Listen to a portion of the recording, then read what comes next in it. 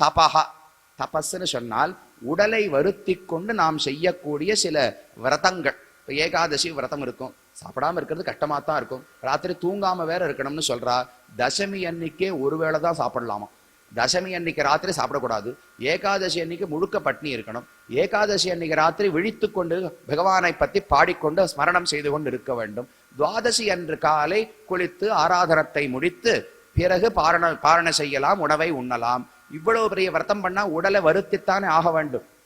ஆனால் அதைத்தான் சாஸ்திரம் விரதம் தபஸ்ன்னு சொல்லுகிறது. தவம்னு சொன்னா நாம உடனே மலைக்கு மேல ஒத்தக்கால நின்று இருந்தார், இல்ல நெருப்புக்கு நடுவில் நின்று தபஸ் பண்ணார்லாம் கேள்விப்படுற போல ரிஷிகளை பத்தி. எதற்கு செய்கிறார்கள்னால் உடலை வருத்தி கொண்டு என்னுடைய போகங்களை குறைத்து கொண்டு, என்னென்ன இன்பங்களுக்கு நான் பழகி இருக்கிறேனோ அதில் சிலவற்றை குறைத்து கொண்டு ஒரு உயர்ந்த இலக்குக்காக நான் இதை விட்டு கொடுக்க தயார் என்று காட்ட வேண்டும் இல்லையா. அப்பதான் ஒரு விஷயத்துல இருக்கிற ஆசை தெரிய போறது. அதை பண்ணா என்ன பண்றா, உடனே தேவர்கள் எல்லாம் வந்து வரம் கொடுக்கறா. ராவணன் கூட தான் தபஸ் பண்ணார், ஹிரண்யகசிபு தபஸ் பண்ணார். அப்ப தன் உடலை வருத்தி கொண்டு ஒரு தெய்வத்துக்கு நாம் தியானம் செய்தோம் என்றால் அது அந்த தெய்வத்துக்கு ஒரு ஆனந்தத்தை கொடுக்கிறது. அதை தபஸ்ன்னு தெரிவித்தார். சௌச்சம், தபஸ் நாம என்ன பண்ணலாம், நாம மேல உச்சியில போய் ஒரு தியானம் செய்வதோ கடலுக்குள் இருந்து தியானம் செய்வதோ செய்ய முடியாது. நமக்கு கொடுக்கப்பட்ட விரதங்கள் அடிப்படையா ஏகாதசி விரதம் கண்டிப்பா இருக்கணும்னு சொல்லியிருக்காரோ இல்லையோ, அதை போன்ற விரதங்களையாவது கடைபிடிக்க வேண்டும். சௌச்சம், சௌச்சம்னா தூய்மைன்னு அர்த்தம். மனம், மொழி, மெய் மூன்றுமே தூய்மையானதாக இருக்க வேண்டும். மனதில் தேவையில்லாத கோபம், வெறுப்பு, பொறாமை, ஆசைகள் இதெல்லாம் இல்லாம இருக்கணும். காமம், குரோதம், லோபம், மோகம் அப்படின்லாம் சொல்றோமோ இல்லையோ, இதெல்லாம் தான் மனதில் இருக்கக்கூடிய அழுக்குகள். முடிந்தவரை ஆசைகளை குறைத்து கொள்ள வேண்டும். எப்படின்னு எல்லாம் மேல சொல்ல போறார். இப்போதைக்கு பண்புகளை மட்டும் சொல்லுகிறார். சௌச்சம்னா மனதில் வெறுப்பு, விருப்பு அதெல்லாம் இல்லாம இருக்கணும். பேச்சில சௌச்சம்னால் இனிமையான பேச்சாகத்தான் இருக்க வேண்டும், கடுமையாக பேசக்கூடாது. உடலில் தூய்மை என்றால் சாத்விகமான உணவை உண்டுதான் உடலை வளர்த்து கொள்ள வேண்டும். எதோ உணவை சாப்பிட்டு பகவானுக்கு சமர்ப்பிக்கப்படாத உணவுகளை உண்டு உடலை வளர்த்தோம்னால் அந்த உடல் தூய்மையானதா இருக்காது. சரி, தூய்மையாக இல்லாவிட்டால் என்னன்னால் அதை கொண்டு தர்மத்தை செய்வதோ தியானம் செய்வதோ கடினமாகிவிடும். உடல்ல என்னென்னமோ கஷ்டங்கள் வலிகள் எல்லாம் இருந்துன்னு வச்சுக்கோங்களேன், சத்துவகுணத்தோடு இருக்கும் உணவை சாப்பிட்டால் வியாதிகள் அநேகமா வராது. தத்ர சத்துவம் நிர்மலத்வாத் பிரகாசகம் அனாமயம் என்று கண்ணன் பகவத்கீதையில 14வது அத்தியாயத்தில் தெரிவிக்கிறார். சத்துவகுணம் என்பதே வியாதிகள் வராமல் நமக்கு எதிர்ப்பு சக்தியை நிறைய வளர்த்து கொடுக்குமா. அப்ப சாத்விகமான உணவு, பகவானுக்கு சமர்ப்பிக்கப்பட்ட உணவை உண்டால் உடல் நன்னா இருக்கும். உடல் நன்னா இருந்தா தானே தியானமோ தர்மமோ எதையுமே செய்ய முடியும். அந்த சௌச்சம் வேண்டும். திதிக்ஷா, திதிக்ஷானா பொறுமைன்னு அர்த்தம்.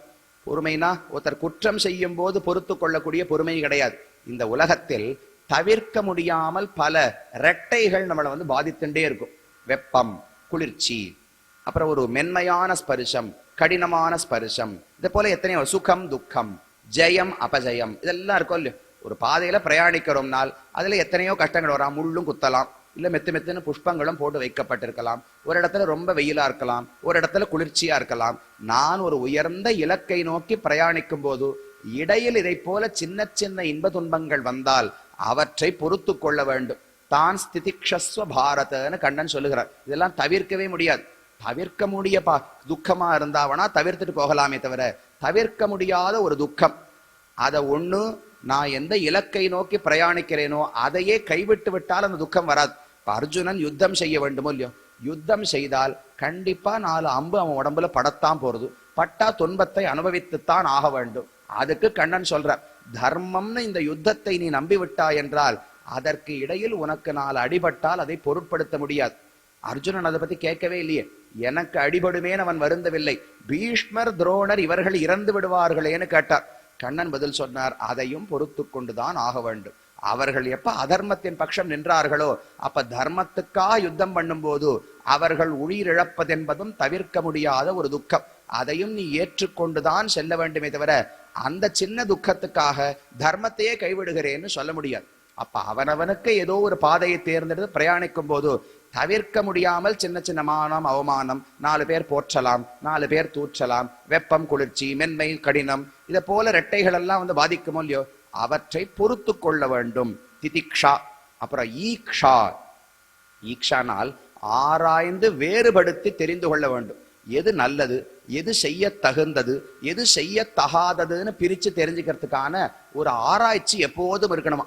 ஒருத்தர் சொன்னாருங்கிறதுக்காக எதையும் நேர கண்மூடித்தனமாக செய்யக்கூடாது. நாம் செய்வது இந்த இடத்துல எது சரிதானா, இன்னாரிடத்தில் நான் இந்த சூழ்நிலையில் இப்படி நடந்து கொள்வது சரிதானா என்று யோசித்து யோசித்து முடிவெடுக்க வேண்டும். நம்முடைய நன்மை பிறர் நன்மை அனைத்தையும் பார்க்க வேண்டும். திதிக் ஈக்ஷா சமஹா தமஹா. சமம் தமம்னால் மனதினுடைய கட்டுப்பாடு, வெளி புலன்களுடைய கட்டுப்பாடு, எல்லா புலன்களையும் அடக்க வேண்டும், அதுவும் முக்கியம். அஹிம்சா, யாரையும் துன்புறுத்தக்கூடாது. மனதாலோ பேச்சாலோ உடலாலோ எந்த ஜீவராசியும் துன்புறுத்தாமல் இருப்பதற்கு அஹிம்சான்னு பெயர். பிரம்மச்சரியம், பிரம்மச்சரியம்னால் ஆண் பெண் சுகம், அதில் ஈடுபடாமல் இருப்பது ஒரு பெரிய பண்புன்னு தெரிவிக்கிறார். அது சில சில பயன்களை அடைவதற்கு முக்கியம். பகவானை குறித்து மோட்சத்துக்காக தியானம் செய்யும் போது அப்ப கண்ணனும் கீதையில தெரிவிக்கிறார், எதிச்சந்தோ பிரம்மச்சரியம் தரந்தி தத்தே பதம் சங்கிரகேண பிரவக்ஷியே. நீ கைவல்ய மோட்சம் அடைய வேண்டும் என்றால் அப்போ சாதாரண உலக இன்பங்கள் எல்லாத்தையுமே விடணுமோ இல்லையோ, அதிலே ஒண்ணு ஆண் பெண் இன்பம் என்பது, அதிலும் ஆசையை விட வேண்டும். பிரம்மச்சரியம் தியாகா, நிறைய தானம் கொடுக்கணும். நம்ம கிட்ட செல்வம் தேவைக்கு அதிகமாக உள்ளதென்றால் முடிந்தவரை, முடிந்தவரை நமக்கு முடிந்தவரை அல்ல, பெற்றுக்கொள்பவருக்கு எவ்வளவு பெற்றுக்கொள்ள முடியுமோ அவ்வளவு கொடுக்கணுமா. ஐயமும் பிச்சையும் ஆந்தனையும் கைகாட்டின்னு ஆண்டாள் பாடினாலோ இல்லையோ. ஆந்தனையும்னா என்ன, என்னால முடிஞ்ச அளவு கொடுக்கணும்னு அர்த்தமா, இல்லை எனக்கு மனசு இருக்கிற அளவு கொடுக்கணும்னு அர்த்தமானால் ஆந்தனையும்னால் யார் பிச்சை எடுத்து வந்தாரோ, யார் தானத்தை வாங்கி கொள்ளுகிறாரோ அவருக்கு எவ்வளவு தேவையோ அது வரைக்கும் கொடுக்கணுமா. நாளைக்கு அவர் இன்னொரு தடவை பிக்ஷை எடுக்கவே தேவையில்லாத அளவுக்கு கொடுக்க வேண்டும். ஐயமும் பிச்சையும் ஆந்தனையும் கைகாட்டின்னு சொன்னார், அதை தியாகான்னு சொன்னார். சுவாத்தியாய, சுவாத்தியாயம்னால் வேதத்திலிருந்தோ அல்லது ஆழ்வார்களுடைய அருளிச் செயல்கள் திவ்ய பிரபந்தங்களில் இருந்தோ ஏதோ ஒரு பகுதியை தினமும் நான் படிக்க வேண்டும், சொல்ல வேண்டும். இதைத்தான் சுவாத்தியாயம்னு சொல்லுவார். சுவாத்தியாயம்னா சுய கல்வி, தான் பெற வேண்டிய கல்வி. அது ரெண்டு விதமா வச்சுக்கலாம், சம்ஸ்கிருத வேதம் தமிழ் வேதம். ஏதோ ஒரு வேதத்தை நாம் பயின்று தினமும் சொல்ல வேண்டும், அது பகவானுக்கு ஒரு ஆனந்தத்தை ஏற்படுத்தும். சுவாத்தியாயா. ஆர்ஜவம், ஆர்ஜவம்னா நேர்மை. நேர்மைனா எப்படி சொல்ற சுவாமி, சத்தியம்னு தனியா சொல்லிட்டார். அப்ப நேர்மைனா என்ன அர்த்தம்னால் மனம் மொழி மெய் மூணு ஒரே கோடுல இருக்கணுமா. மனசால எதை நினைக்கிறேனோ அதைத்தான் வாயால பேசணும், வாயால் எதை பேசினேனோ அதைத்தான் செயல்படுத்த வேண்டும். வெவ்வேறையா இருந்து கொண்டிருந்தால் அப்ப அது நேர்மைன்னு ஆகாதோ இல்லையோ. மனசுல உள்ள ஒருத்தருக்கு கெடுதல் நினைச்சேன், ஆனா வாய் வார்த்தையா அதெல்லாம் உங்களுக்கு கண்டிப்பா நான் சரிய சமயத்துக்கு பண்ணித்தரேன்னு சொல்லிவிட்டேன். ஆனா செயல்படுத்தும் போது அது அவருக்கு கிடைக்காதபடி எங்கேயோ போய் தவறாக நடந்து கொண்டேன்னு வச்சுங்களேன், அப்ப நேர்மை கிடையாது. நினைத்தது ஒண்ணு பேசியது ஒண்ணு, பேசியது ஒண்ணு செய்தது ஒண்ணு, அதை நேர்மைன்னு சொல்ல முடியாது. மனதிலும் நல்ல விஷயத்தை நினைக்கணும், அதையே பேச வேண்டும், அதையே செயல்படுத்த வேண்டும். அதுல ஒரு கஷ்டம் வரும். மனதாலே 100 நல்ல விஷயங்களை நினைக்க முடியும், ஆனா எல்லாத்தையும் வாயால பேச முடியாது.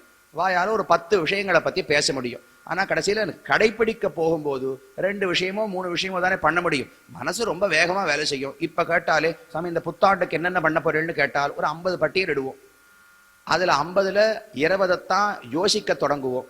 கடைசியில 2ஓ 3ஓ தான் பண்ண முடியும். ஆனா இங்க சொல்றது என்ன, நினைத்ததை பேச வேண்டும், பேசியதை செய்ய வேண்டும்னு சொல்றார். அப்ப என்ன அர்த்தம் வச்சுக்கணும்னால், எதை என்னால் கடைசியில கடைபிடிக்க முடியுமோ அதை பத்தி மட்டும்தான் பேசவே வேண்டும். எதை பேச போறேனோ அதை பத்தி மட்டும்தான் சிந்திக்கணும். சட்டுன்னு 50 முடிவுகளை வச்சுட்டு பிரயோஜனமே கிடையாது. என்னால எவ்வளவு முடியும்னு பார்த்து ஒரு 3 விஷயங்களைத்தான் தேர்ந்தெடுத்தோம்னால் அதை மட்டும்தான் செயல்படுத்த முடியும்னால் அப்ப 50 பேசி என்ன பிரயோஜனம், வெறும் பட்டாட்டோப்பம் தானே. என்னுடைய ஆடம்பரத்தை காட்டுறதுக்காக 50 விஷயங்கள் இந்த வருஷம் பண்ண போறேன்னு சொல்லிக்கலாமே தவிர கடைசியில பண்ண போறது கிடையாது. அப்ப நேர்மை என்ன, எதை செய்ய முடியுமோ செய்ய போகிறேனோ அதை மட்டும்தான் சிந்திக்கணும், அதை மட்டும்தான் பேச வேண்டும். மற்றதுல வேணா பொழுத செலவழிக்க கூடாது. இதை ஆர்ஜவம்னு தெரிவித்தார். அடுத்தது சந்தோஷா, பெற்றதை இருப்பதை கொண்டு திருப்தி அடையக்கூடிய எண்ணம் வேண்டும். ஒரு மலைப்பாம்பைத்தான் இதுக்கு எடுத்துக்காட்டா சொல்லுவா. மலைப்பாம்பு எப்பவுமே இரையை தேடி போகவே போகாது. தான் ஒரு இடத்திலே படுத்து கொண்டிருக்கும். 2 நாளோ 5 நாளோ 10 நாளோ ஆகலாம். தானா ஒரு பிராணி அந்த பக்கமா பக்கத்துல வரும். வரும்போது சட்டுன்னு அதை சுத்தி கொண்டு நெருக்கி கொன்று விட்டு உண்டு விடும்.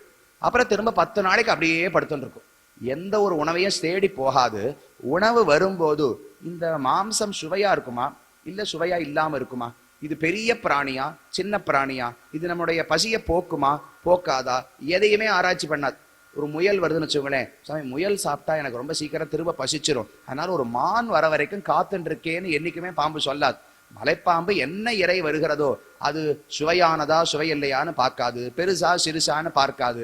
இப்போது இதுதான் பகவான் எனக்கு கொடுத்திருப்பது என்று ஏற்றுக்கொண்டு உண்டு விட்டு மறுபடியும் அடுத்தது வரும் வரைக்கும் காத்திருக்க முடியும். அதை போல ஒருவன் எப்படி வாழணும்னால், தனக்கு என்ன எளிமையாக கிடைக்கிறதோ, அப்படின்னா வேலைக்கே போகக்கூடாது, சம்பாதிக்கவே கூடாதுன்னு சொல்லல, சுவைக்காகவோ அளவுக்காகவோ ரொம்ப பின்னாடி அலையக்கூடாதுன்னு சொல்ற.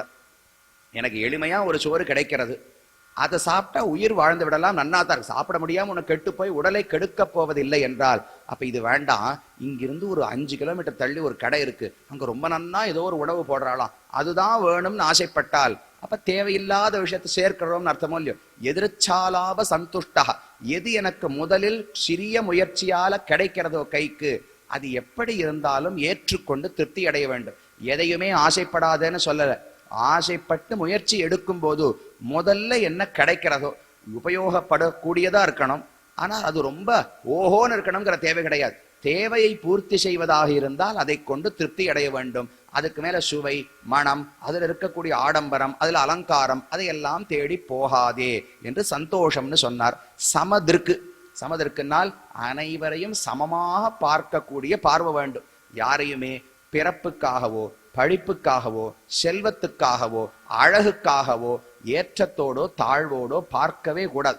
மக்கள் அனைவரும், ஏன் மக்கள்னே சொல்லக்கூடாது, ஆத்மாக்கள் அனைவரும் சமமானவர்கள்னு இந்த சம்பிரதாயம். அப்ப ஒரு யானைக்குள்ள இருக்கிற ஆத்மாவோ, நாய்க்குள்ள இருக்கிற ஆத்மாவோ, மனுஷனுக்குள்ள இருக்கிற ஆத்மாவோ அனைவருமே சமமானவர்கள். யானைக்குள்ள இருக்கிற ஆத்மா யானை பெருசுக்கு இருப்பார், பூனைக்குள்ள இருக்கிற ஆத்மா பூனை வரைக்கும் சின்னதா இருப்பார்னு கிடையாது.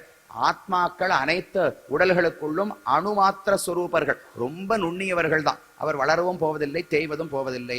உயரம், கருப்பு, வெளுப்பு, இது எல்லாம் உடலில் இருக்கக்கூடிய பண்புகள்.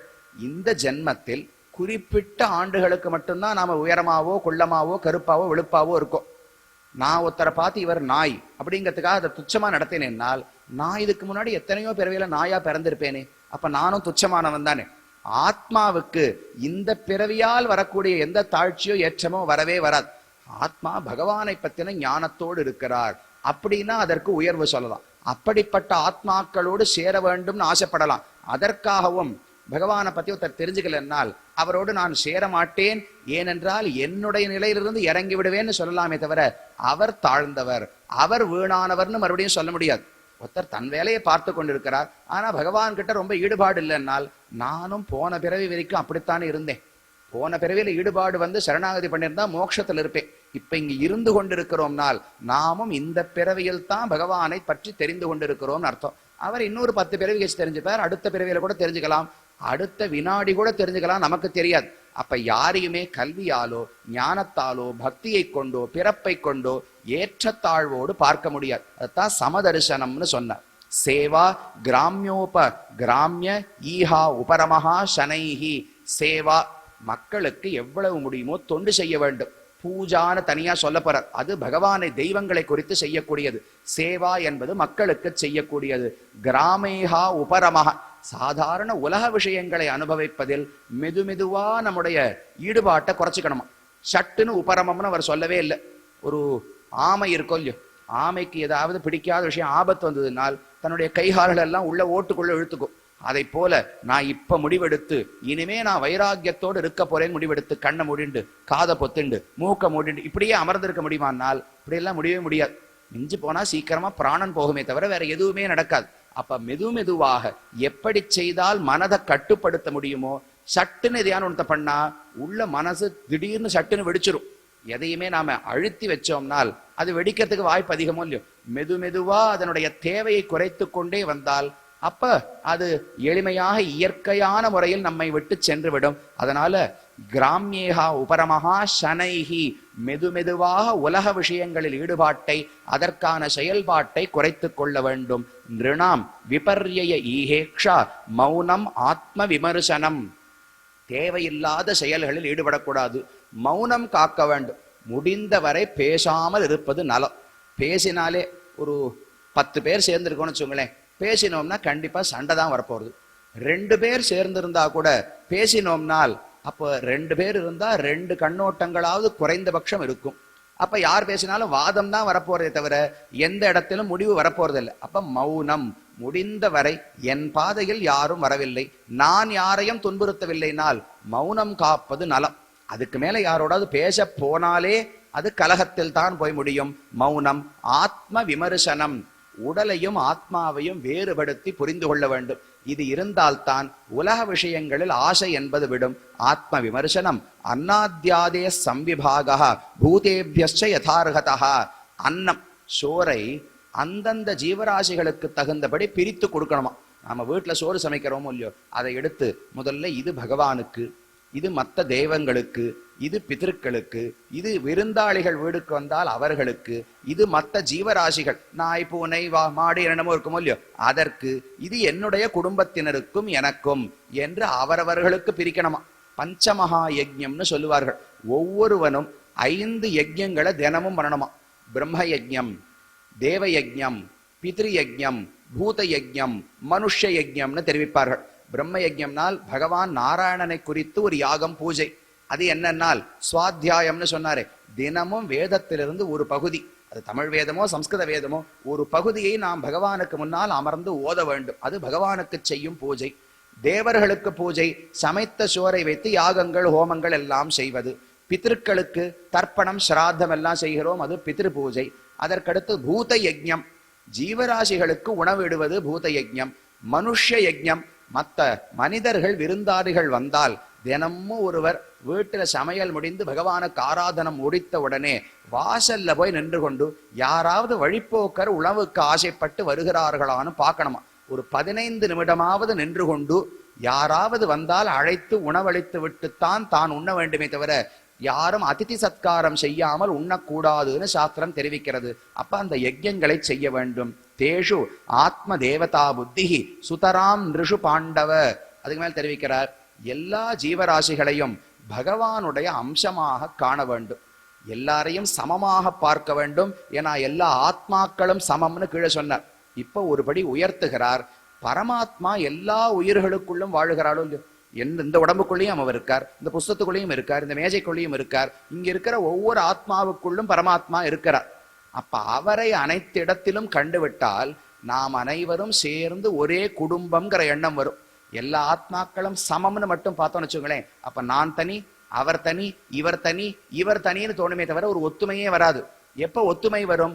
அனைவருக்குள்ளும் பகவான் ஒருவர் தான் உரைகிறார்னு புரிந்து கொண்டால், அப்ப நம்மெல்லாம் ஒரே முதலாளிக்குத்தான் வேலை பார்க்கிறோம், எல்லாம் ஒரே நிறுவனத்துல தான் இருக்கோம், அதனால ஒத்துமையோடு இருக்கணுங்கிற எண்ணம் வருமோ இல்லையோ. அப்ப மக்கள் எல்லா ஆத்மாக்களையும் பகவானுடைய அம்சமாக காண வேண்டும்னு சொன்னார். அதுக்கு மேல சுலபமான தர்மங்கள், சிரவணம், கீர்த்தனம், சாஸ்ய ஸ்மரணம் மகதாம் கதேகே, பகவானுடைய கதைகளை கேட்பது, கீர்த்தனம் வாயால் அவனுடைய நாமங்களை பாடுவது, ஸ்மரணம் அவனை பற்றி ஓயாமல் நினைத்து கொண்டிருப்பது, வாயினால் பாடி மனத்தினால் சிந்திக்க தூமலர் தூவி தொழுதுன்னு ஆண்டாள் சொன்னார்.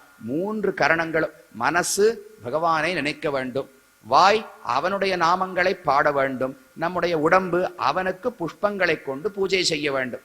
இதை செய்து கொண்டிருந்தால் பாபங்கள் அனைத்தும் தொலையும் என்று ஆண்டாளும் கூறுகிறாள். அதை சொன்னார். சிரவணம் கீர்த்தனம் சாஸ்ய ஸ்மரணம் மகதாம் கதேஹே சேவா இஜ்யா அவனதிஹி தாஸ்யம் சக்கியம் ஆத்ம சமர்ப்பணம்.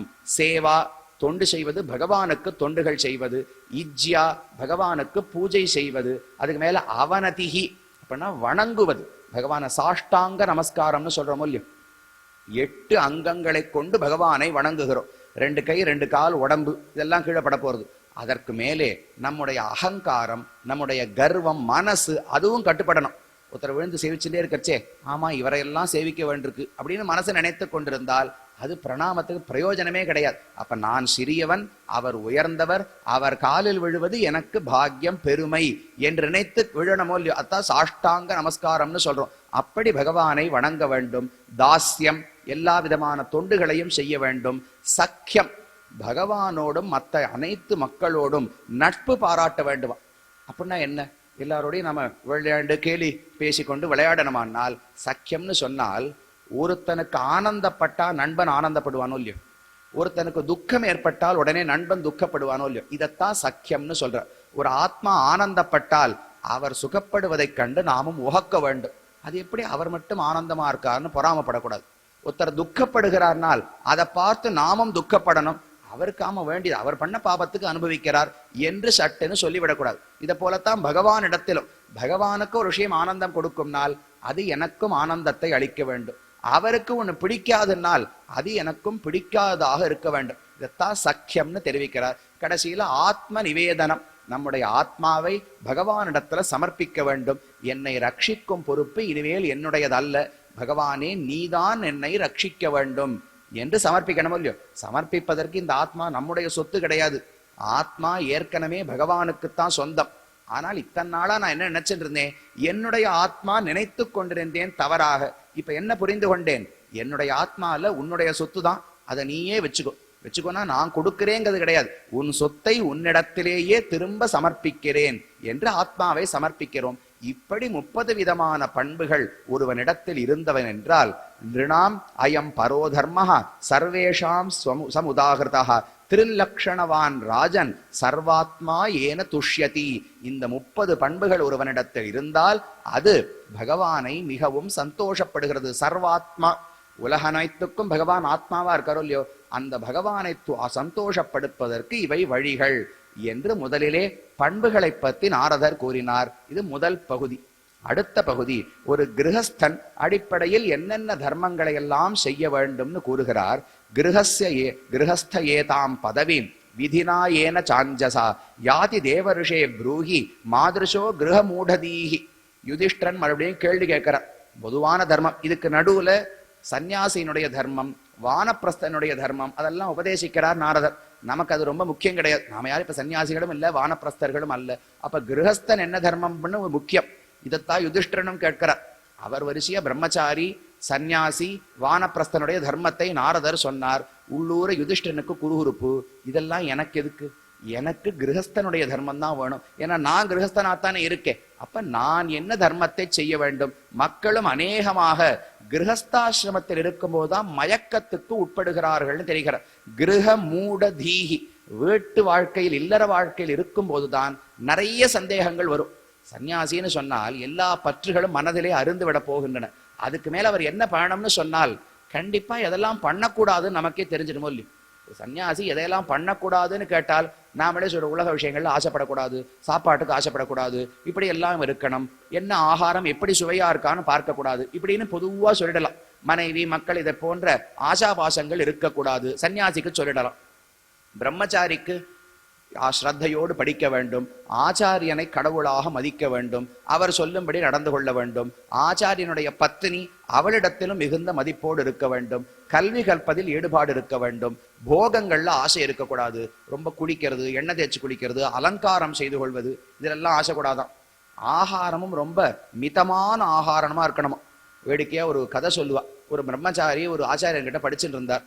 படிச்சுட்டு இருக்கும்போது ஒரு நாள் உணவு உண்பதற்காக எல்லாரும் பந்தியில் அமர்ந்து கொண்டிருந்தார்கள், எல்லா மாணவர்களும். அப்போ வரிசையா முதல்ல என்னென்ன கரிகமீது சாதிக்கணுமோ, பிரசாதம் சாதிக்கணுமோ, நெய் சாதிக்கணுமோ சாதிச்சுன்னு வந்தா. அப்ப அந்த தாயார் குரு பத்னி எண்ணெய் சாதிச்சாலாம் எல்லாருக்கும். அந்த மாணவன் பார்த்தான், என்ன நெய் தானே சாதிப்பீள், எண்ணெய் சாதிக்கிறீங்களேன்னு கேட்டாராம். ஆச்சாரியன் நீ புறப்பட்டு வீட்டுக்கு போகலாம்னு சொல்லிட்டாராம். எப்ப நெய் இல்ல எண்ணெய் இது சுவை மாறும்னு உனக்கு மனசுல படுகிறதோ அப்ப மனசு வேற எங்கேயோ போறது, இனிமே படிப்பு வராதுன்னு ஆச்சாரியன் சொன்னாராம். அப்ப பிரம்மச்சாரினா எதுல கண்ணோட்டம் இருக்கணும்னு தெரியறது, சன்னியாசினா எதை குறிப்பிடணும்னு தெரிகிறது. வானப்பிரஸ்தன்னு சொன்னால் க்ஷத்திரியன் அரசனாக இருந்து விட்டு அந்த ஆசைகளை எல்லாம் விட்டு விட்டு காட்டுக்கு செல்ல போகிறார். அவர் எப்படி வாழ வேண்டும்னு தெரியறது. காட்டுல வாழ போறாருன்னா ரொம்ப சமைத்த உணவையெல்லாம் சாப்பிட முடியாது. அங்கு கிடைக்கக்கூடிய காய்கனிகளைத்தான் உடுத்தி கொள்ள தான் உண்ண வேண்டும். ஏதோ மான்தோல் மரவுரி அதைத்தான் தரித்து கொள்ள வேண்டும். பட்டு ஆடையெல்லாம் உடுத்தி கொள்ளக்கூடாது. மனதை அடக்க வேண்டும். ஆனா சன்னியாசிக்கும் வானப்பிரஸ்தனுக்கும் வேறுபாடு. வானப்பிரஸ்தன் மனைவியோட கூடவே போகலாம். சன்னியாசி மனைவியும் விட்டு விட்டு தனியாகத்தான் செல்ல வேண்டும். அந்தந்த ஆசிரமத்துக்கான தர்மங்கள். ஆனா கிரகஸ்தாசிரமத்தில் தான் சுவாமி குடும்பத்தோடு இருக்கணும்.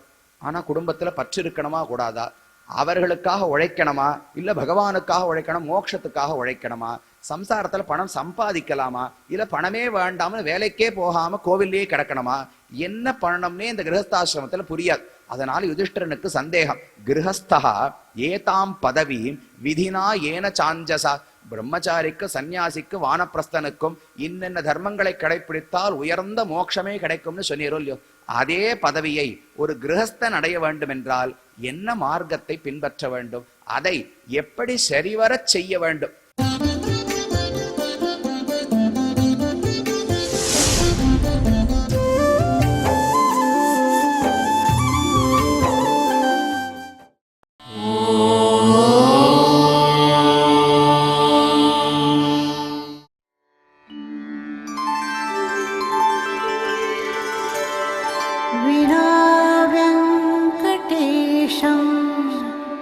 ननाथो ननाथः सदा वेङ्कटेशं स्मरामि स्मरामि।